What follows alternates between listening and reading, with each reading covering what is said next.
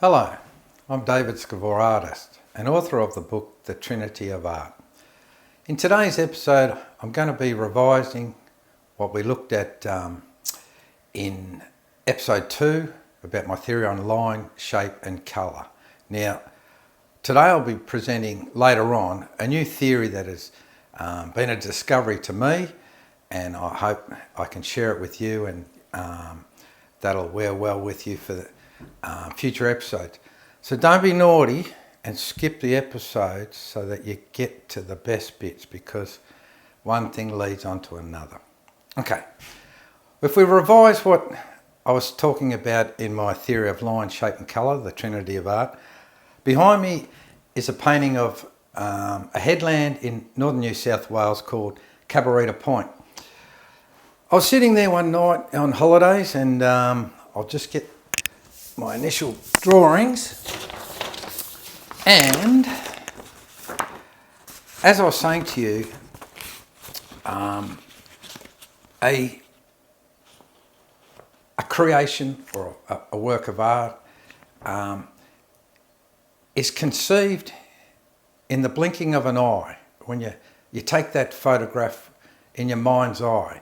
And this one, the date was the 13th of the 7th in 2008, so a fair while ago. And we're up there on holidays with the family. I was sitting on the sand dune, a bottle of beer and a smoke, and I was looking at the headland, and there was that moment of clarity when I just took that image in my mind of the headland. Anyway, the actual initial drawing, so going back to yesterday, last episode and revision, this is the initial drawing that I did that day, and this is just to reaffirm the process that I go through. So there was the headlands, the water breaking and splashing. It was a little bit misty, the surf was rolling in, and I've done some notes here and there about colours that I would liked and things like that. Now that 4 minutes, 5 minutes, bang, there it is. So after that I sat down, and as I was saying in my theory of line, shape and colour, already in my mind with that image that was impressed upon me, I was going to do it 3 ways. It wasn't just one. So I started extrapolating my drawing. Once again, only a few minutes of work, and this one here developed. Now, it is where I am just concentrating on the lines. Now, often when some of my landscape paintings, which this is an observation that has occurred to me over the years, there seems to be a constant line or thread that runs through the environment. And I've looked back upon it, and I feel that's the spirit of the place. And it's like the bones that lie beneath the images. It's like excavated bones. It's what's underneath, the spirit of it. So that was the second one, and that one was going to be, that was the second one. That's this line one. Then the third one, having this image in my head of what I wanted to do, I've pulled out the shape. So I've broken that down or abstracted a little bit more clearly so that I could concentrate on the shapes. And as you can see here, I put in the colours. Now, no rocket science here. I'll just get rid of these 3 or 2. The sky is blue, nothing deep there. Grass is green, rocks are brown, sand is yellow, the waves splashing up are white, and the sea was Prussian blue. I do think deeply about my colours, but that's pretty basic. So, now then in my mind, I didn't have to do a sketch for my third one, and I've got all the paintings here today, which I'm going to put up and show you as I go through them.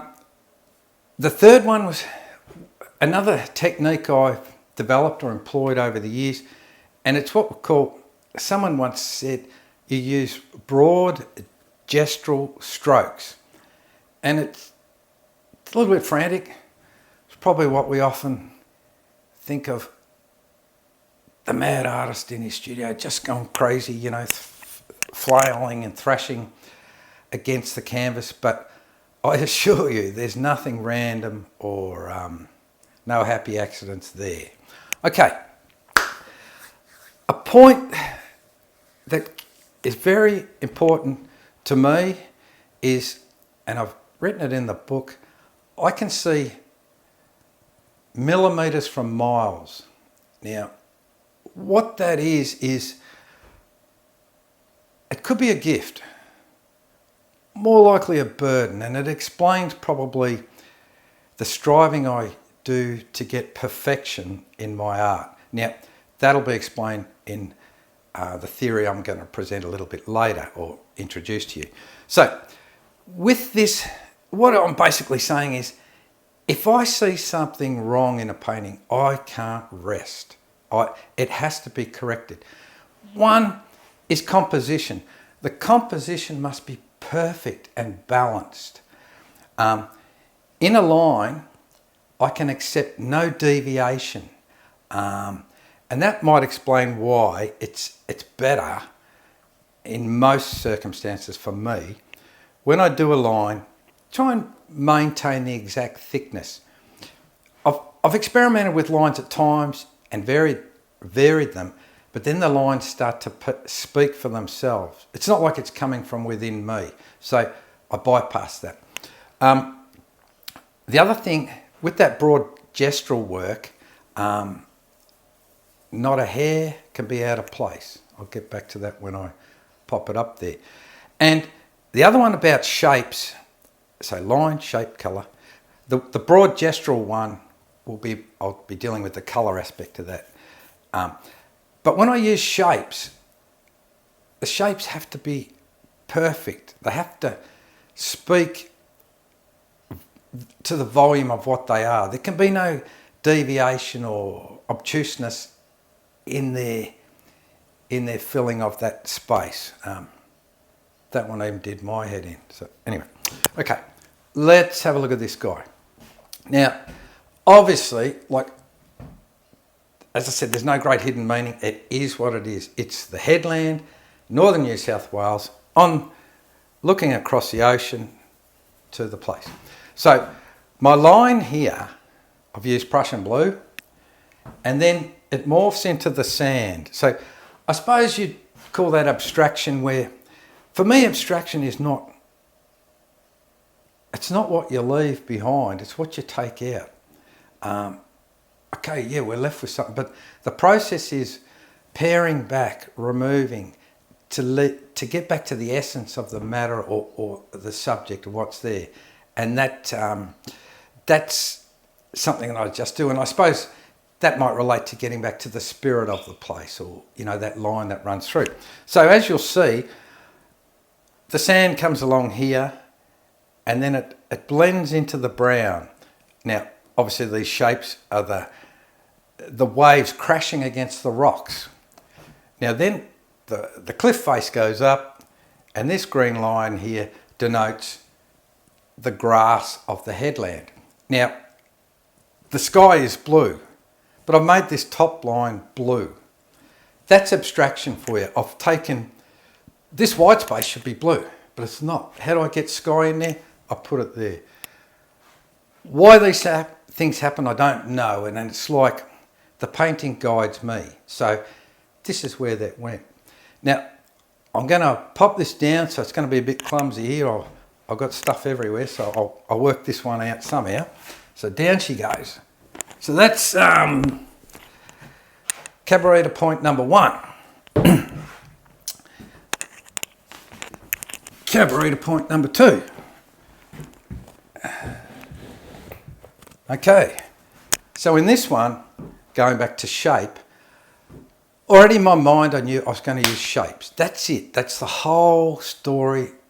That's the vehicle I'm using to express what I've seen in my mind's eye and that moment of creation. And like I say, that drawing is what I call the conception. It's just a split second, but it resonates forever. Now, if there was an imperfection in here, it would ruin it. So I'll get to that theory later. Okay, blue sky, which actually becomes a shape. Funny shape. Green grass, pretty basic. Brown rocks, so obviously the rocks come up into the grass. There's no grass there. Down here, yellow sand, blue waves rolling in, and they gentle off as they hit the sand, as most waves do. Now white here is the waves hitting the rocks and splashing up. Now, when you do a painting, you don't know how you're going to do it. No one's taught you, and I don't think anyone can in something. So for me, painting's often problem solving. You say, how am I going to get this out there without making it look natural and like it's not? It's hard. So I'll give you an example. I had to make this white separate from the blue. So you'll see here, I've actually feathered the white so it's like spray. And in later episodes, I'll show you some things that I've done, which are surprises to me. So that's a problem-solving thing that's just evolved by itself. Had I have just gone down dead straight like there would be no movement of the water crashing. Here we've got these sharper spikes of water splashing up against the rocks because there's more velocity when the water's there, then it dissipates a bit, and you'll see the water splashing is softening down. Now, problem solving, observation, and then I have to see what I see in my own mind's eye. I've said to be an artist, you have to be a great copyist. You have to copy exactly what you see in your own mind's eye. That's the challenge. Okay, now there's one little thing in here, no message. Black, little shape. See that one? Well, that's the car park, the bitumen. There's no meaning in it, it is what it is, but nature, bit of man-made stuff there, don't know. All right, I'm going to go to cabaret point number 3. I'll get a bit messy again. All right, camera conked out again. Now, I'm going to have to get to the bottom of this. I have to have a good stern word to my producers and the cameraman. I've already sacked the light man, so you can probably see it's a bit different. All right, cabaret point number 3. Once again, the application here is mostly just colour. Even though shape and line are still present, colour has been the focus. So I use a very quick, broad gestural action here, and I'll give you an example. I'll use my magic wand, the brush, and a bit of blue, blah, blah, blah, blah, blah, a bit of brown. Oh, I've already got some blue over the back, a bit of white for clouds, water, bang, bang, bang, bang, bang. Same with any line, it has to move and express itself.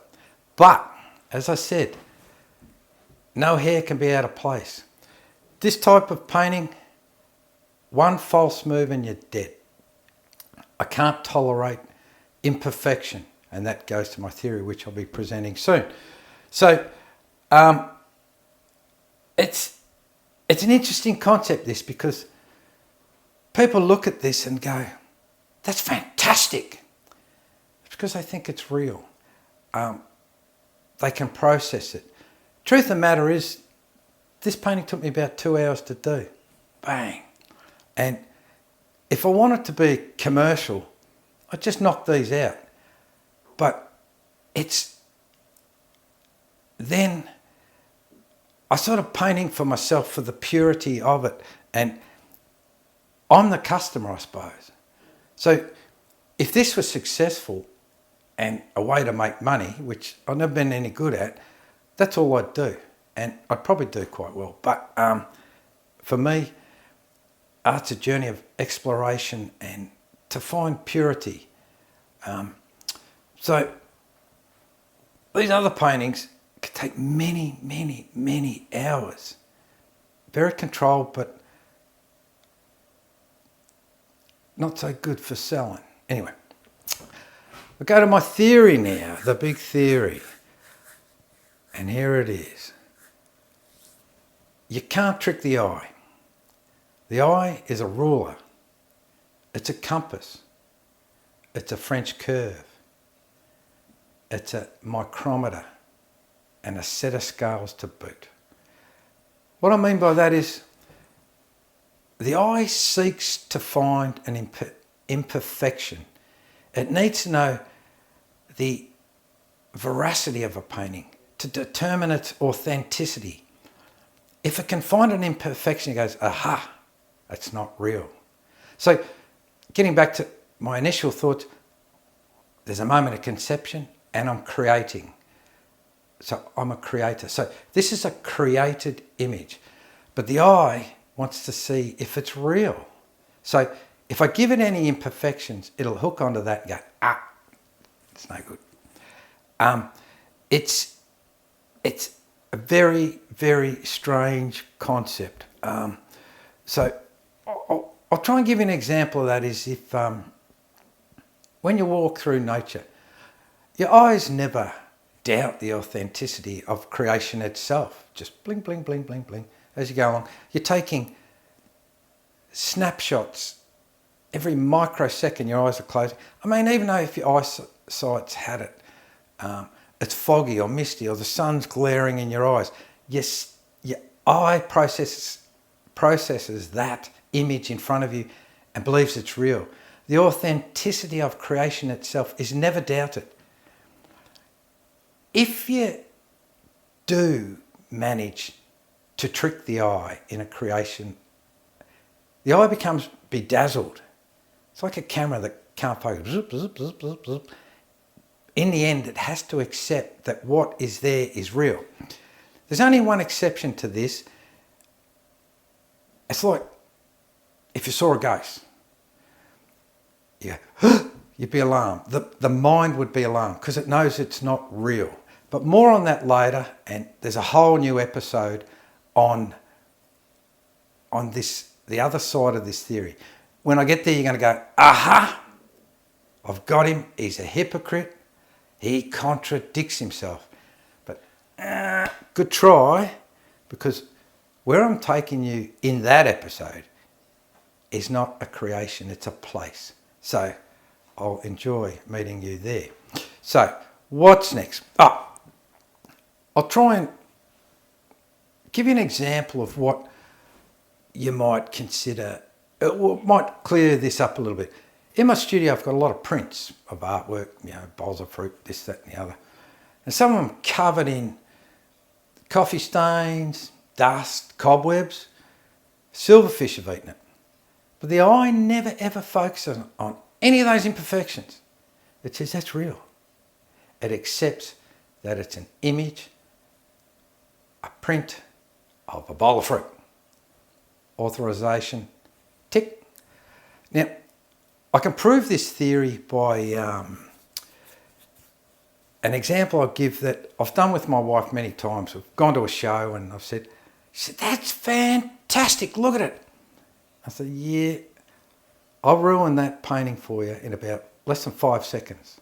She said, how are you going to do that? I said, I will point out an imperfection there and I guarantee you'll never look on that painting the same again.